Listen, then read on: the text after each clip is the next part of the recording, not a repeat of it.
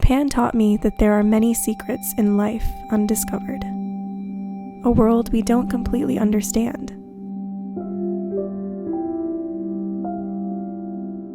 Japan taught me that we are the scientists of ourselves, always learning, growing, discovering more about how we as humans work on a day-to-day basis.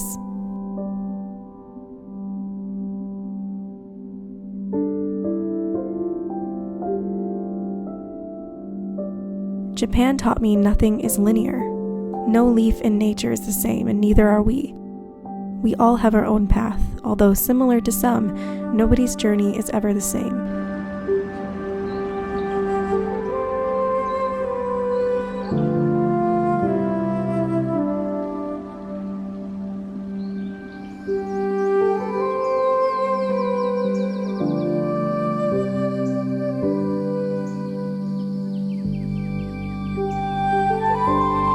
We are on this path that is pretty famous. It's very historical. I'm not sure of the history of this, but I will put a voiceover to what it's about, because oftentimes I like to go to places and be genuinely surprised and just learn about it as I go, just because I like to get my reaction and true thoughts on it. But this is a very historical road. This road was part of the journey that connected Kyoto and Edo, Japan, which is old Tokyo. Many travelers had to make their way by foot, and I'm sure it led to many sleepless nights and treacherous weather. The calm and the peace of the forests echoed a story from the past.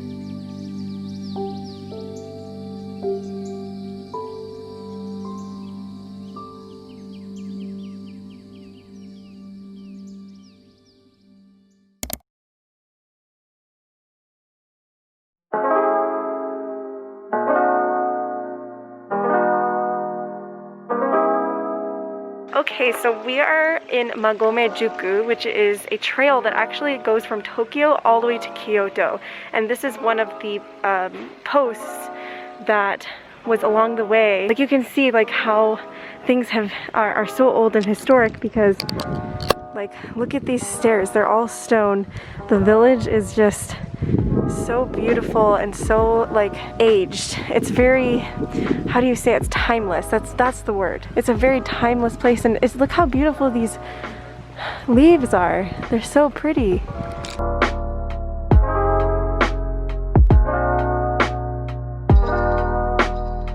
There's like flowers growing out of these rocks. This is incredible. A lot of people walk this trail, and it goes for a really long time, so I definitely have to come back and walk the whole thing, but it's really, really amazing. And there's a coffee shop.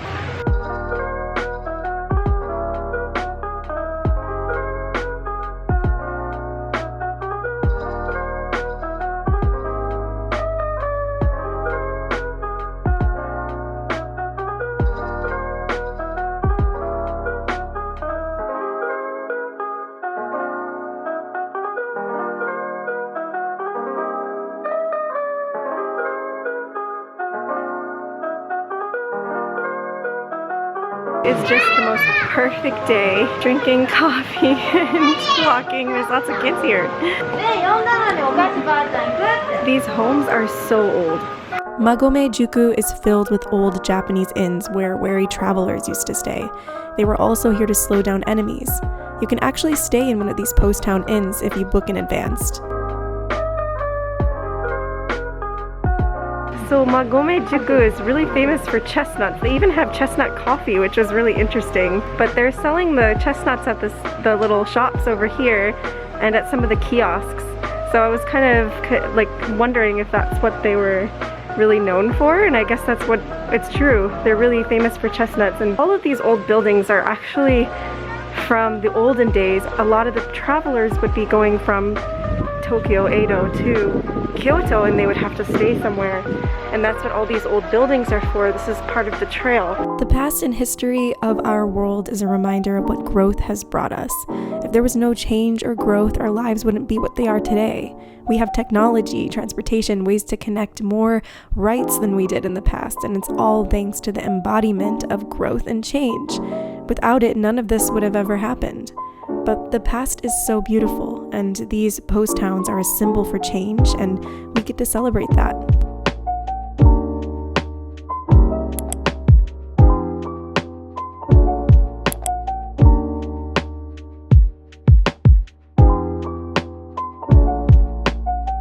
We are at the top of the observatory area, and you can see Mount Enna behind me, and it's just gorgeous. Look at it. It's unreal. Like I can't even take a video of this like actual place. Like it doesn't do it justice. It's just too gorgeous.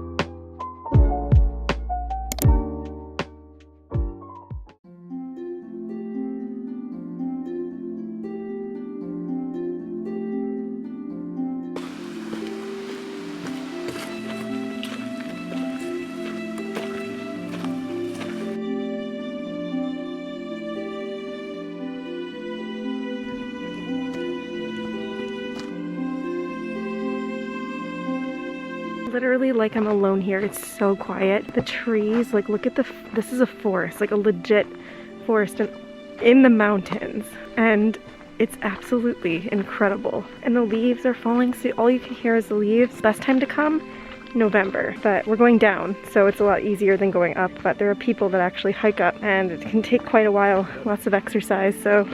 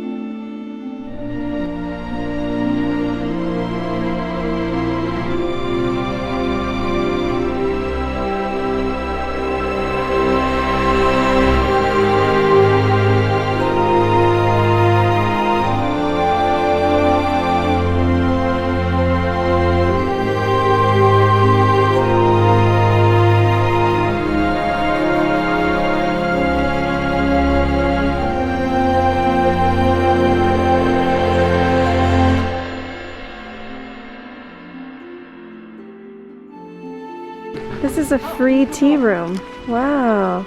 I feel like witnessing nature speaks volumes. The tiny forest tea houses and traveling on foot left me speechless.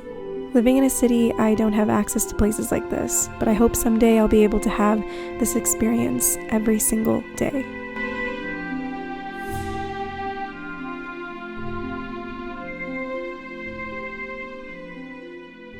Literally, hands down, the best forest I've ever visited. No joke, in Japan. If you want nature, you gotta come here. I feel like you need a car to get some places, like rent a car, but I'm sure you can get like taxis, buses, and take routes to get here without a car. I'm not 100% sure. I'm not the best person to ask, but oh my god, it's so gorgeous. Oh my gosh. Best forest. Nagano is one of my favorite places to visit in Japan forever.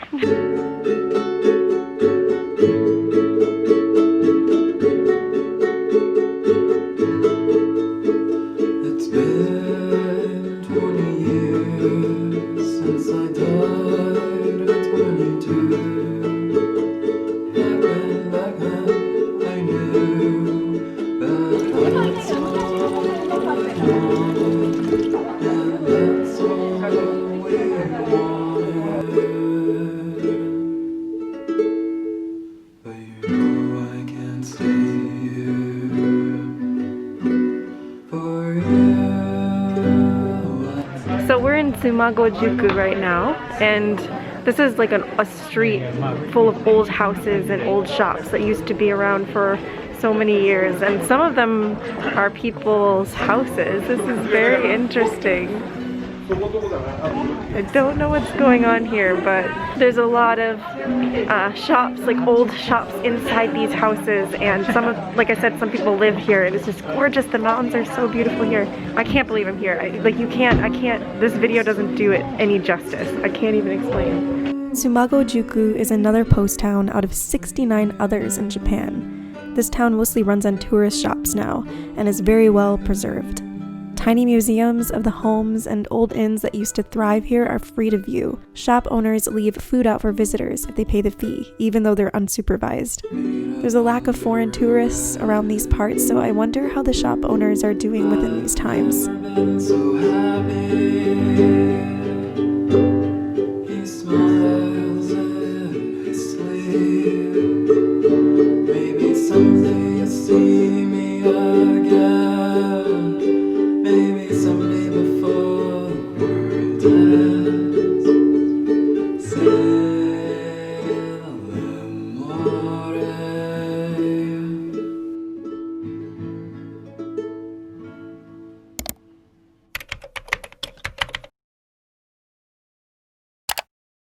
So right now we're in Sekijuku, which is a bunch of preserved houses and inns, and it's super quiet here. Like, there's no echo, there's no anything. It's really weird, but people still live in these houses, which is really incredible. They've been preserving them for many, many years, and some of these shops and businesses have been around for hundreds of years. Some shops were around 370 years ago, and I think it's really interesting that they have like businesses that run for so long and they stay open. So there's lots of tea houses and coffee shops here, which is awesome. And then at the end, there's a really old temple that is pretty cool. So this particular post town was more local, with more homes occupied.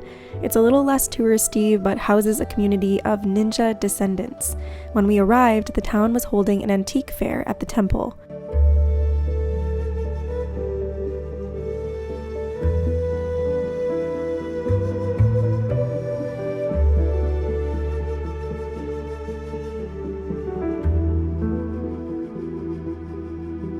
There's one particular meeting spot where ninja congregated for meetings and to plan all their secrets, but what people don't know is it was and still is disguised as a sweets shop along the street. The owner of the shop is a descendant of a ninja himself, and they recently uncovered the artifacts and secrets of this particular shop.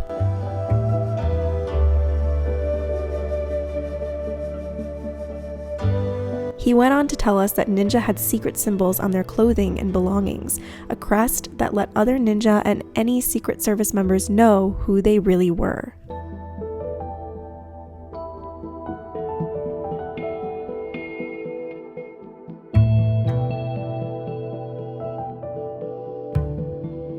This is mochi, and it has like a Japanese type sugar, I guess, on it. It looks really good. Mochi, it's so good! You can taste the sugar. It has a very strong taste, actually.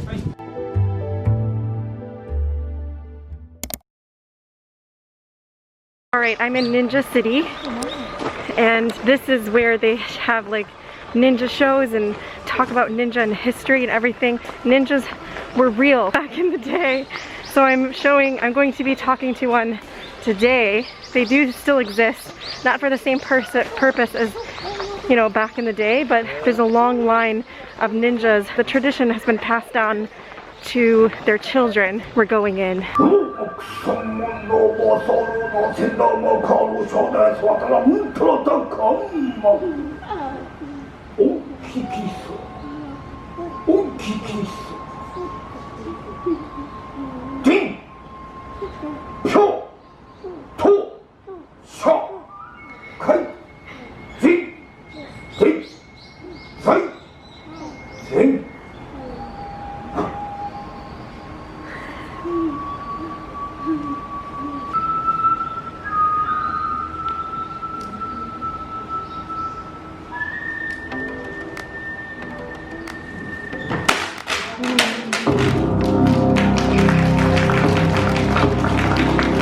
This show is to educate those who don't understand ninja. There's a lot of people in the West that don't believe ninja actually existed, and many people who don't know that ninja exist today.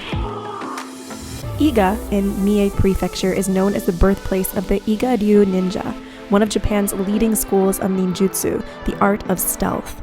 Ninjutsu developed here, and Iga ninja play important roles all throughout Japan. Their descendants live telling the tales of their ancestors and demonstrate the art of ninja training today.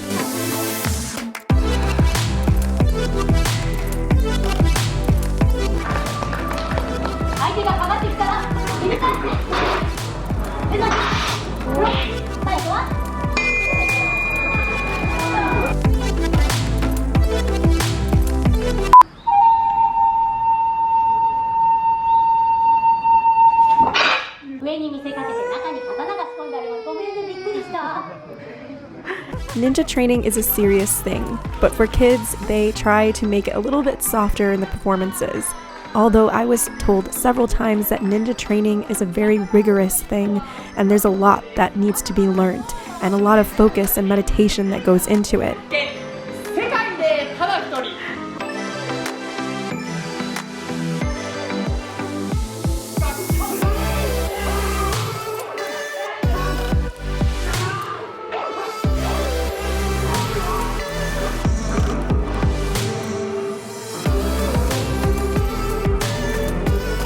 All of the weapons used in the performances are real, and a lot of them are hidden inside normal everyday items, which I thought was really incredible. I'm going to ask some of the questions that you asked me about ninja to them today, so let's get on with the interview.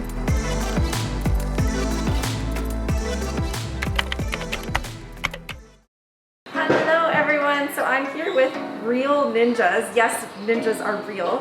Actually, in America, a lot of us don't feel like they're real, but they are, and they're here with me today. はじめまして。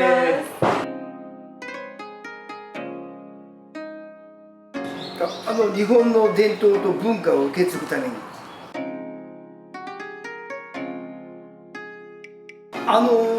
忍者っていうのはこう全てをさらけ出さないので別にこう普通です。皆さんと同じ一日です。分かりやすく言うとオリンピックの選手が、金メダルを取るために絶対に集中するじゃない。本物の武器使ってるんで集中してないと大怪我する。自然の力です。自然の力って分かるかな。自然界に入って、精神を集中する訓練があります。それが修験と半蔵道場がありますね。忍者スクール。忍者スクールはありますけども。Please come, become a ninja. My father, my older brother, so we are real ninja family. This is not a joke. My wife is kunoichi. My son is ninja. We are ninja family. Wow. There are many ninja who live in the area today, and they want to share that this is a real, serious art. And so now it's my turn to learn how to fight like a ninja. Today, I'm a ninja. Look at my costume. Well, it's not a costume, it's a real outfit. I don't know what I'm saying. It's not a costume. They're real. Today, I'm a ninja. This is the clothes that they wear when they are fighting and everything like that, so it's really cool. So today, I was taught to throw shuriken. In the West, we call these ninja stars. They're really heavy and not easy to throw, but they gave me a target and endless tries, and surprisingly, I was better than I thought.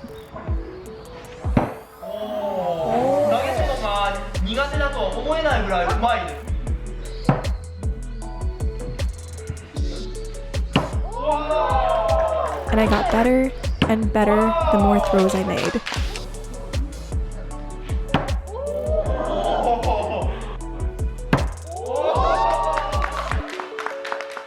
After my victory, we were able to see what the home of a ninja looked like back in the day. I was shown all the secret doors, hiding spots, and items used back during that time. I'm always learning and growing within my life as a foreigner here, and this was the ultimate lesson in Japanese history. So I finished my ninja training, and now I'm walking around a little bit to see what else they have.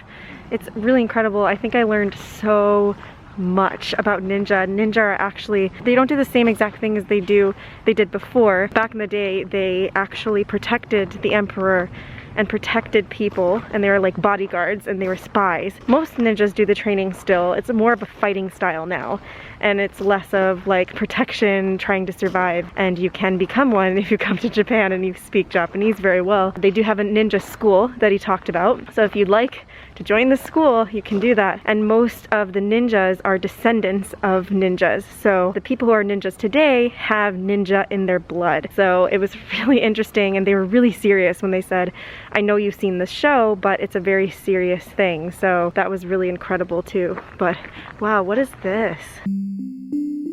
I'm always learning and growing within my life as a foreigner here, and this was the ultimate lesson in Japanese history. If you'd like to see part 1 of this video where this all started, please click the link down below to watch, and I'll see you guys next time. Thank you for subscribing and watching this video. Please be sure to like this video if you want more content like this, and let me know in the comments below what your favorite moment was within this video, and I'll see you next time.